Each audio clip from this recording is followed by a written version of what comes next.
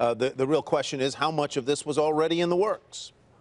Well, I think pretty much all of it, Tyler, and that's the common thread of all these announcements. GM saying they're going to add or retain 1,400 jobs, $1 billion in investments in the United States.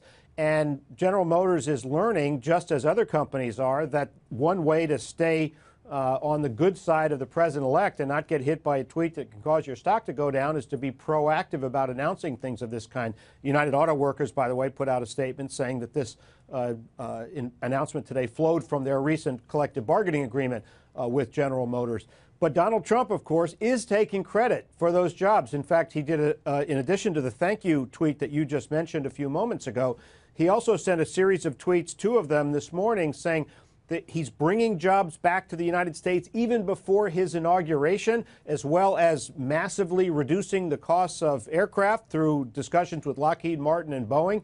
And he says that as a result of that, the American people are seeing what he called big stuff before his inauguration. This is Donald Trump's attempt to get off some of the controversies of the last few days and build momentum toward that Friday inauguration.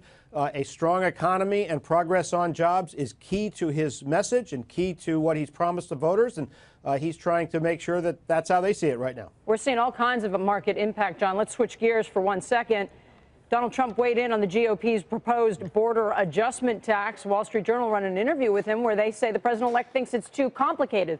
The dollar is falling. Retailers are rallying. A lot of the oil companies are higher, too, because they were worried about refining and having to import. And now on Donald Trump's side also is New York Fed President Bill Dudley. He weighed in on this issue over the National Retail Federation. I personally think that the border tax adjustment proposal in the House is it's a pretty dramatic change. And I think that it'd probably lead to a lot of changes in the value of the dollar, the price of imported goods in the U.S. And I'm not sure that, that would all happen very smoothly. I also think there could be lots of unintended consequences. John, this causing a rift within the GOP. There are strong supporters and haters of it on both.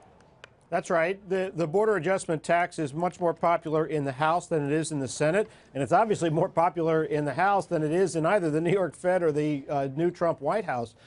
He has proposed a 35% punitive tax on companies that shift jobs overseas and then try to sell back into the United States. I think Republicans in the House consider that too crude a weapon to achieve the goals, and they're looking for a more elegant solution involving systemic reform of the tax system. And it's also the case that that border adjustment tax would raise $1 trillion, which helps you then lower that corporate rate and get it down, as the House does, to 20%. But we've got a long way to go before all of this discussion and tweets and exchanges back and forth get translated into actual legislation. That's going to be one of the ones we watch very early in this new administration. Yeah, for sure. Thanks, John. Hey there, thanks for checking out CNBC on YouTube. Be sure to subscribe to stay up to date on all of the day's biggest stories. You can also click on any of the videos around me to watch the latest from CNBC. Thanks for watching.